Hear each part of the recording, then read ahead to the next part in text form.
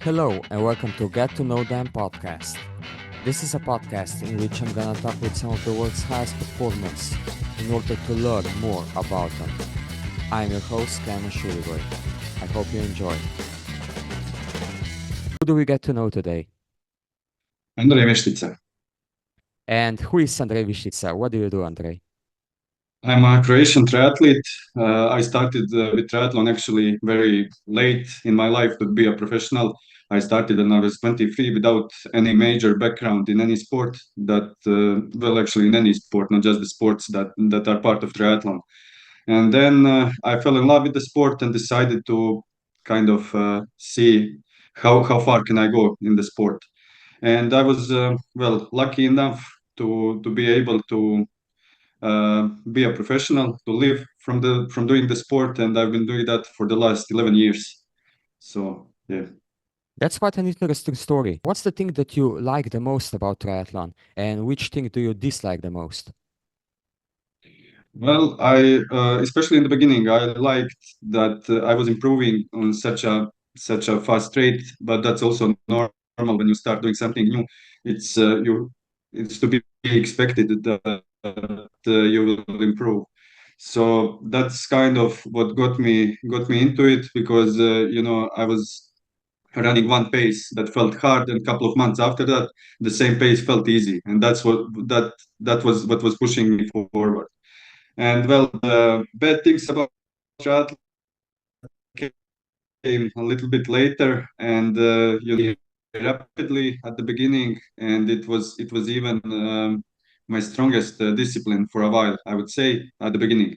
But then I hit a plateau, and I couldn't break through for a very, very long time. Speaking of workouts, which is your favorite swim, bike, and run workout? And which workouts do you hate the most? Well, swimming. I like swimming with pull buoy and pedals. It makes it easier, and you also go faster. So I'm a little bit more motivated. And on the bike, well, I like the intervals on low cadence. I think that they really help me a lot. I think that those intervals are most time efficient workouts. So if I could do only one workout per week, I would do that one. And running, I actually enjoy running in the mountains on the trails, and I don't like to have specific intervals on certain paces. I always like to go on feel. So and kind of when I'm in nature, the pace doesn't matter because you have hills, you have different surfaces. So for me, I prefer that to running on track on very specific pace zones. And which workouts do you hate the most? Oh well, swimming. Swimming without tools. Well, I cannot remember any specific workout. Like something above threshold probably in the swimming, like VO2 intervals. On the bike, I don't know. Maybe it also depends on the time of the year. Now it's summertime and it gets very hot, so I really don't like to do long rides in the heat, but you have to do them. But I cannot say that I enjoy doing them. And running, well, I can't remember at the moment the workout well, probably the track workouts that you need to hit certain paces and stuff. It makes me at least nervous before the start of the session. Yeah, I think many triathletes, even age group triathletes, can relate to that. So, speaking of this, what keeps you going in training when the things get hard for you? Well, I always have some goals, long-term goals that push me forward. And because I know that to accomplish them, I need consistency in training, and you always have good days and bad days, but you need to push through those bad days. So that's the thing that keeps me going. I set high goals and chase them. Do you maybe have a favorite quote or a mantra that you keep saying to yourself? Not really. I know I try to stay positive, when things get tough, not to avoid the negative thoughts coming to my head, especially during races, because they are always there in the head, and you need to block them out, replace them with positive thinking. Yeah, that's a nice way of approaching things. You mentioned earlier that you have a quite long career. So, in your opinion, what was the biggest success so far? It can either be in triathlon or in life in general. Well, in life in general, the most satisfying thing is when I I got my daughter. That's every parent will probably say that. But in triathlon, when we just look at triathlon, my kind of turning point was in 2013. So I was up until then, I was that was the year when I was turning 30, and for I think 7 years before that, I was working full time and training. In every spare second that I had, I was training. I was doing 2 sessions per day, one before work, the other one after work, and trying to sleep at least 8 hours per night.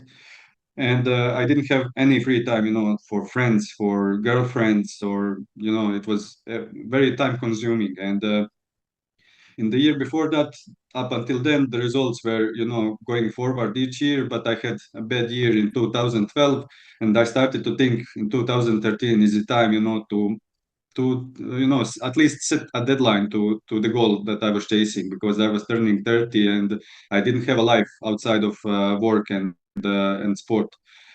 And then I signed up for Challenge Vichy, which was also a European Championship in long distance triathlon, and I won that race. And that was a big turning point for me, and it allowed me to quit work the next year. And it was very, funny in a way that normally after an Ironman race you cannot walk, down the stairs especially. But after that race, I didn't feel any pain in the legs. I was running up and down the stairs. I was, I couldn't sleep that night, but I felt like I was sleeping for 20 hours. I don't know. That's the power of adrenaline, probably. Yeah, that's quite an amazing story. I mean, and to think that just because, I mean, not just because, but yeah, after that race, you still have now 10, 11 years long career that could have just ended if that race went the other way. That's quite amazing.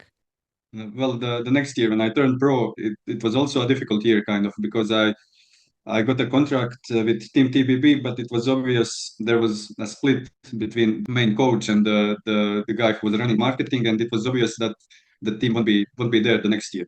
So I needed to make some prize money, and the first half of the year didn't really go so well as I hoped. I was thinking, okay, now I don't have to work. I will step on another level, and I will get some prize money, but it didn't. It wasn't so easy.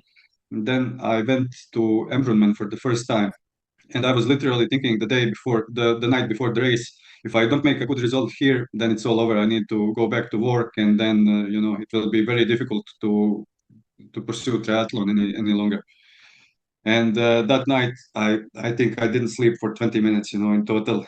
It was a very stressful race, but I got fourth place, and in Embrunman you have very nice prize money, so it kind of allowed me to do it for another season. And it was funny also, the day after the race in Embrun, I one guy approached me. He told me I'm the editor of Triathlete magazine, from French Triathlete magazine, and I was doing a booklet for Challenge Vichy this year, and since you won last year, here is the copy of the booklet because you are on the cover of it. And I took the booklet, went home, and after a few days I started, I opened the booklet, and you have a list of favorites in the first pages. I was looking through the list, and the competition was not so tough, but the race was only 2 weeks after Embrun. And I texted my coach, what do you think? Should I try to do Vichy again? And he said, okay, let's try. And I won that race 2 weeks after Embrun. And that kind of made it much easier from a financial standpoint. Yeah, I mean that's that's really an amazing story. I have to say, do you think that this perseverance, this consistency, this hard work, that these are the factors that contributed the most to your success, or do you think there was something else? Yeah, that was definitely because I had many difficult moments, and I needed to go through those moments. And well, it's not easy to make a living in triathlon. Not a lot of people can do that, and I've been doing it for 11 years. So that's, in my view, that's a sign that I was doing something right. Yeah, definitely. When you're talking about difficult moments, what do you think on the underside of the spectrum has been the biggest failure in your life or in your career? The biggest failure is maybe probably related to my swim, because I never managed to get it at the level that I wanted to. Well, not even. I was aiming to be in the first group one day, exiting Ironmans in the first group, but it actually went backwards. I was, for a while I was swimming regularly in the second group, but then in the past, I don't know, 5, 6 years, I went even slower. But on the other side, I don't regret it. I really tried my best. I hired some coaches and tried different things, but it just didn't work out. So, but that's a big thing, even it takes such a small part of the race, but it defines the whole race afterwards. It changes the whole dynamic of the race.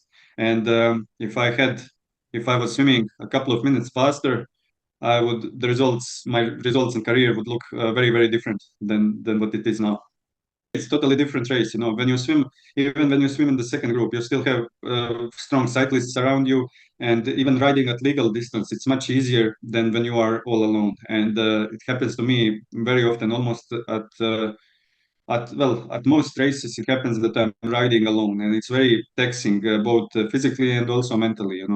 So when I was fortunate enough to have a good group after the swim, I wouldn't even notice the bike. It would go very fast, and I would start the run thinking, okay, the race starts now. And when I'm riding alone, then by the start of the run, I'm already sick of the racing and everything. Yes, I totally understand that. What are you most proud of in your career?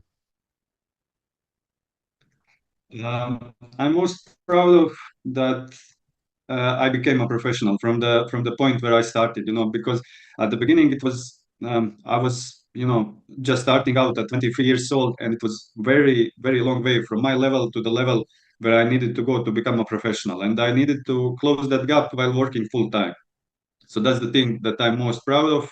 And in terms of racing, I'm also proud that I managed to win Embrunman in 2015. That's probably one of the toughest Ironman races in the world. And I actually went there 9 times in total, and I have one win, 3 times second place, 3 times third, and 2 times fourth. So that's a very good statistic at that race. That's an amazing resume. Congratulations. If we go away from triathlon now for a bit to a bit more general questions, I want to know first, what's one thing that you wanted to do for a long time but just haven't done it yet? I don't know. Normally, if I have something that I want to do, I don't wait that long time. So nothing comes to my mind at the moment. Everything you do, you just do it right away. No regrets and no missed choices. Well, maybe not right away, but I try not to postpone it for a very long time if I really want to do it. That's nice to hear. One important thing about triathlon is also nutrition, but this is sort of a different question. If you could only eat one meal until the rest of your life, which meal would it be? Hmm. It has to be something with bread because I eat bread almost with every meal. But I think what could I? That's actually a difficult question. I never thought of it. But I think I could eat bread and what's it called, sour cream and cheese every day. Well, I actually eat that every day for breakfast, so I think I could live off that. And maybe other option is eggs with cheese. Yeah, both are great choices. Do you have a guilty pleasure? Guilty pleasure. Well, when you train a lot, those eating pleasures don't make you feel guilty. So, but What about I have a big sweet tooth, so no matter how much food I eat, it's like I have a different stomach for dessert. Yeah, and the good thing about triathlon is like you said that when you train so much you can also eat a lot.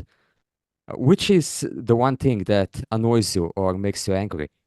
But in triathlon, it's probably cheating, either drafting or taking banned substances. That's what annoys me. And in life in general, I don't know. I cannot remember anything at the moment. So if you could enforce one rule for the entire world, which one would it be? Oh well, I don't think that's it, if I had the power to do it, I still wouldn't do it because who am I to decide what the other people should do? It's a very not we all view the world through different eyes. So I don't think it would be fair for one person to decide on the lives of other people. Maybe, well, just like, I don't know, have a rule that, like Jesus said, do don't do to others what you wouldn't like the others do to you. Maybe that would be the rule, but it's not very specific. No, no, no. That's a very interesting and a very nice perspective to have. We were talking about your long career, about your life, about your family. What is the one thing you still want to achieve in life? One thing, well, I want at least one more child, but it's not so easy as I thought when I was young. And in general, I also would like to try trail racing, and I would like to try this 100-mile distance. I think it would suit me. So that's one thing that I still plan to accomplish, and I won't wait long for that. I think next year is the year. That's awesome. I wish you all the best already. Thank you. Since you're a long-term triathlete, what do you think is the biggest stereotype about triathlon or triathletes? Stereotype. Well, the people who are not into it, they think that triathletes are big and strong, and that we need to watch our diets very carefully, not to eat anything that's unhealthy, and watch the calories and stuff. I would think that's the biggest misconception. If they knew how much we can eat and get away with it, more people would come to triathlon probably. You said that you had no sporting background before you started doing triathlon, but if you could be a professional in one other sport instead of triathlon, which sport would you choose? Well, probably something that pays a little bit better than triathlon, even though I don't regret anything. Actually, I was into tennis when I was younger, but I didn't really have the support and the well, I started playing tennis also when it was very late to start. I think I was 14 and something, and it's a very expensive sport. And my parents wanted me to finish the school, so wasn't so. Actually, at first they told me that I was talented, but later I didn't really progress that much. But at the time, I was actually playing with some guys who made it to the ATP. Like Marin Cilic and uh, what's it called, Ivan Dodig. I played with them when they were kids, and they made it to the top. So you know, I wanted to say that I didn't have the conditions to get to the high level, but they were very close, living very close to my place, and they made it. So it's obviously not the case. If you want to do it, you can find a way. Yeah, like you found a way in triathlon and made it Yeah, as a yeah, professional and had a very successful career, I would say. So, probably. what is the reason that you still do triathlon? I do it because well, I still love it. I love the training and the feeling after the race when you are sitting and you cannot eat, you cannot drink, but you feel some kind of satisfaction that you cannot feel on any other way. You feel something that you have accomplished something. And yeah, that's what keeps me going. And I also have some goals that I still have to accomplish, and that pushes me forward. Do you mind sharing those goals?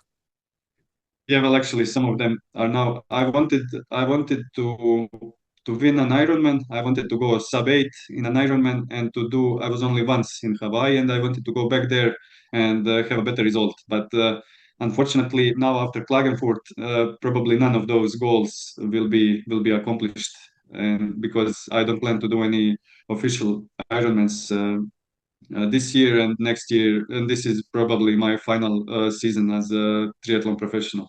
Do you have any plans for the future already? Now, the plan is to develop my coaching business further because that's also a thing that I enjoy doing as much as I enjoy training. And the other thing is, I cannot really, become how to say, uh, passive. So I will pursue some other goals. I started doing some trail races, and I really like that because there is no swimming in trail racing. So I will probably try to see what I can do in ultra trail in the next few years. To finish off the podcast, we have the previous guest leave a question for the next guest. Our previous guest was Ognjen Stojanovic, who you probably know. He's a professional Yeah. triathlete from Serbia, and he wants to know what's your average weekly training volume. And you can tell the average now and maybe in the days when the average volume was the biggest. Well, um, for years I had it around 1,200 hours per year. So I would have to divide it. So it's then probably a little bit more than 20 hours per week when you account for also easier weeks, rest weeks, and the break after season break. Although this year it will probably be a little bit lower, maybe closer to 1,000 hours, something like that.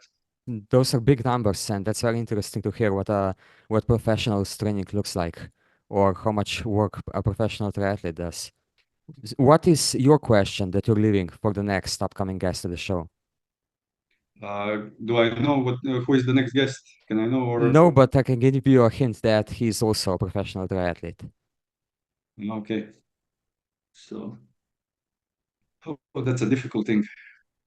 Um, You can imagine that Jan Frodeno is coming to the show and you can ask him anything. I mean, he's not, but you can imagine it.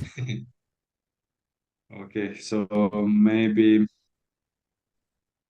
what is the thing he regrets the most in his career?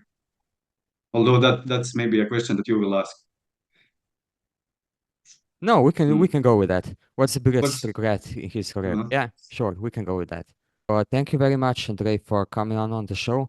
It was a pleasure to meet you, a pleasure to talk with you. You said a lot of interesting things that I believe all the audience will find interesting as well. So to finish off, where can people follow you and your journey? well, you can follow me on Instagram and well, Instagram, YouTube, and Facebook. You can search by my name, and it should probably pop out. We're also gonna leave all the links in the show notes so people will have no difficulties finding you. Thank you very much again for coming on the show and wish you all the best this year in the last year of your professional triathlete journey and also next year as a hopefully professional trail runner, if I understand correctly. Well, I don't have any expectations there, so I will give my best. And if I manage to do something, that's great. If not, then it's all fun, you know. And well, thank you for inviting me, and it was nice to talk with you. It was a pleasure.